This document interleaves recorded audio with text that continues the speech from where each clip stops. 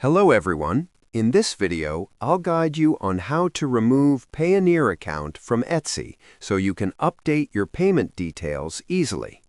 First, log in to your Etsy shop dashboard and go to Shop Manager. Next, click on Finances and then select Payment Settings where your current payout method is shown. After that, look for the option to edit or change your bank or payout details. Since Etsy uses payment partners, you may not see a direct Remove button, so you need to replace your Payoneer account with a new bank account instead. Enter your new payment details carefully and save the changes. You should also verify the new account if required. Once the new payout method is active, Payoneer will be automatically removed.